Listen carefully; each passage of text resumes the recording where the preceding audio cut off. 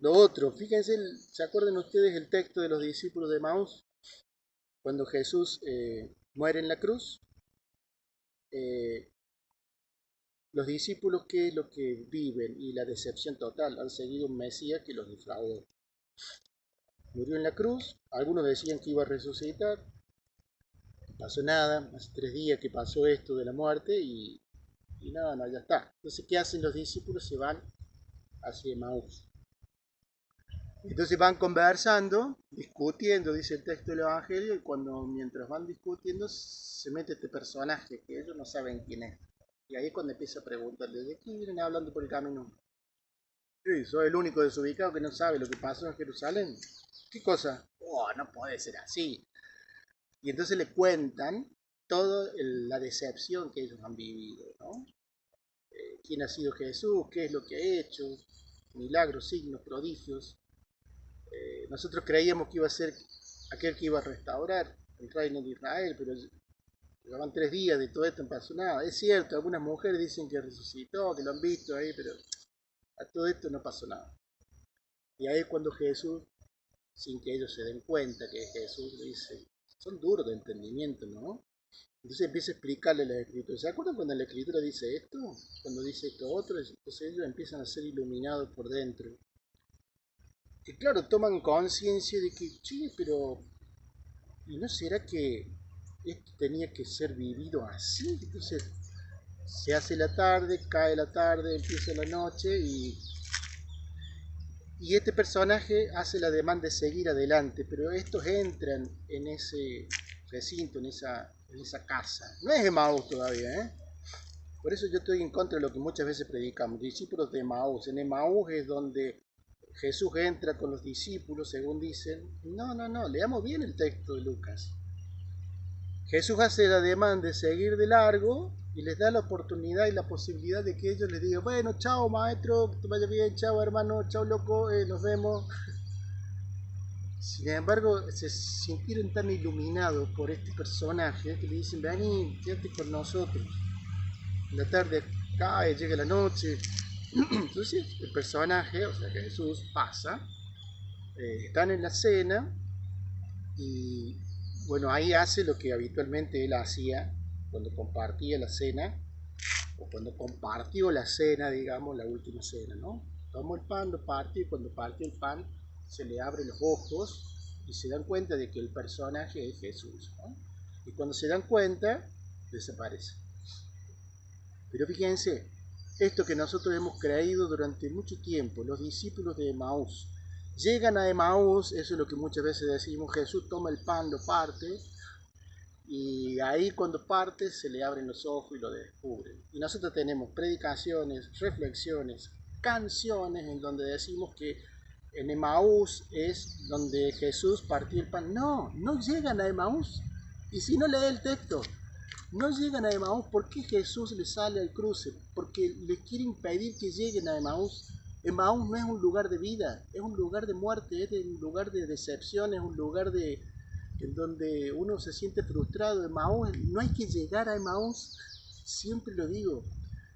Y nosotros nos hemos tragado, no sé por qué, pero siempre decimos en Emaús es donde... No, no, no. Jesús sale al cruce de los discípulos que van peregrinando hacia la muerte, porque se van peregrinando hacia la decepción. Sale al cruce para decirles, no se vayan a Emaús, vuelvan. Y lo logran. Pero claro, tienen que hacer todo ese proceso, descubrir que está todo en la mente de Dios, a pesar de que sea contradictorio, a pesar de que sea distinto a lo que ellos pensaban, a pesar de que sea decepcionante. eh, Jesús les hace ver que Él ha estado presente y que no los ha decepcionado. Ellos se sienten decepcionados, pero porque tienen la cabeza dada vuelta, porque esperaban un Mesías por un lugar en donde nunca vino, porque obviamente siempre Dios nos va a dejar con la boca abierta, porque nunca va a cumplir lo que nosotros como humanidad creemos y queremos. Él siempre nos va a decepcionar si nosotros queremos que su lógica sea la nuestra, ¿no? Entonces eso también es importante. El camino de los discípulos hacia Emmaús es una peregrinación negativa. Es negativo. ¿Por qué? Porque van caminando hacia un lugar que es un estado espiritual en donde la decepción va a ser lo que va a reinar en sus corazones. Y muchas veces nosotros vamos peregrinando hacia Emaús, ¿sí? Y nos sentimos decepcionados porque creemos que Dios nos ha abandonado, nos sentimos decepcionados porque Dios no ha cumplido con nuestras expectativas que teníamos de Él, nos sentimos decepcionados porque Él no ha vivido según nuestra lógica humana, y cuidado porque Dios siempre te va a decepcionar, Dios siempre va a hacer la suya, Dios siempre te va a descolocar. Por eso Jesús en el Padre Nuestro nos dice, cuando nos enseña las 7 peticiones, hay una que dice, Padre, hágase tu voluntad en la tierra como en el cielo. Jesús no nos enseña a pedir, Padre, que yo entienda cuál es tu voluntad y que pueda yo manejar y manipular tu voluntad. No, nos dice hágase tu voluntad y cuando le pedimos eso es que se haga su voluntad. A pesar de que yo no la entienda, a pesar de que yo no la pueda manipular y manejar y hacer que esa su voluntad sea cuando yo quiera, como yo quiera, donde yo quiera. No, no, que se haga su voluntad significa firmarle un cheque en blanco al Padre y decirle, Padre, acá está, haz lo que quieras. Y eso es lo que tenemos que recuperar, el abandono y la confianza y el vivir en su presencia, más allá de que yo no maneje los hilos de mi vida, ¿sí? Pero que sí, los maneja Él. Bueno, todo eso nosotros lo hemos perdido.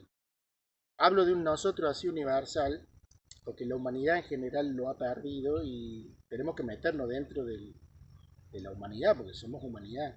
Pero quién más, quién menos, cada uno tiene que hacer ese examen, ¿no? Entonces, cuando uno hace una peregrinación, uno tiene que darse cuenta de que muchas veces uno en el peregrinar de su vida va peregrinando hacia eso negativo, hacia esa decepción, porque muchas veces hemos querido que Dios haga la nuestra y obviamente Dios nunca va a hacer la tuya. A veces en nuestra oración nosotros ponemos de manifiesto eso, ¿no? Cuando le pedimos a Dios, y en realidad nuestra oración no es una oración desde un corazón pobre, es decir, con los ojos mirando al cielo diciéndole, Padre, que se haga tu voluntad, sino que le exigimos a Dios que Él haga lo que nosotros queremos, cuando nosotros lo queremos, como nosotros lo queremos. Entonces, nuestra oración es una humareda, ¿por qué? Porque es como un piquete que le hacemos a Dios. Le quemamos cubierta, que tire mucho humo y que lo moleste a Dios, y le pedimos a Dios que Él reaccione ante este reclamo que le estamos haciendo.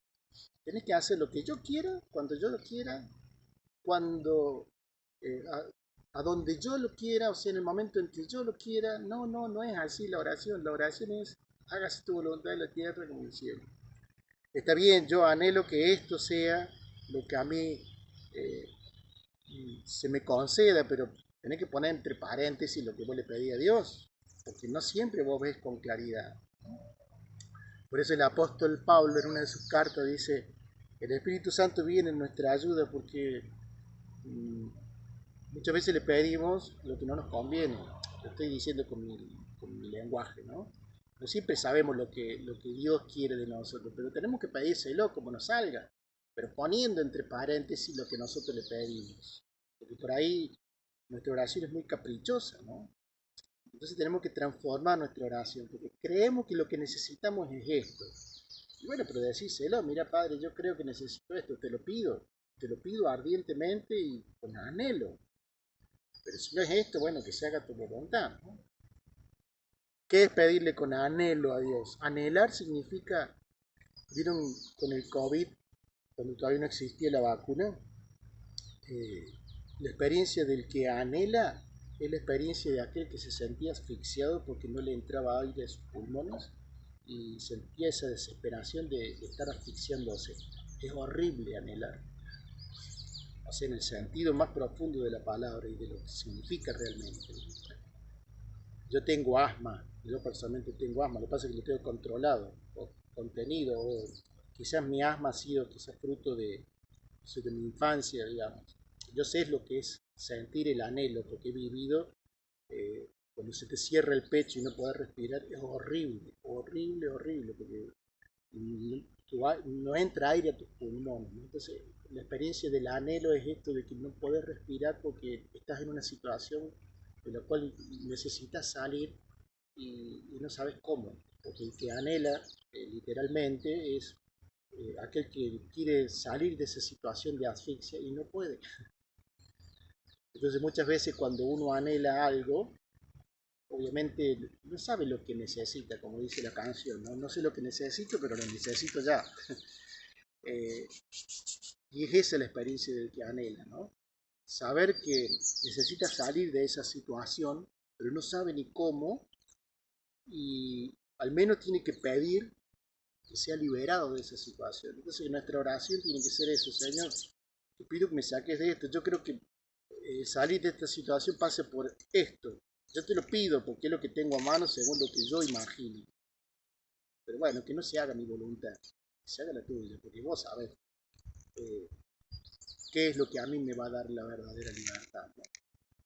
Entonces por ahí el discípulo de Maús, el que va caminando hacia Maús, es el que va caminando en esa situación, ¿no? Cree que está siendo decepcionado por Dios porque Dios no responde de acuerdo al proyecto, a la idea, al esquema que tiene interiormente, ¿no? Y hay que esperarlo a Dios porque Dios tiene su tiempo, ¿no?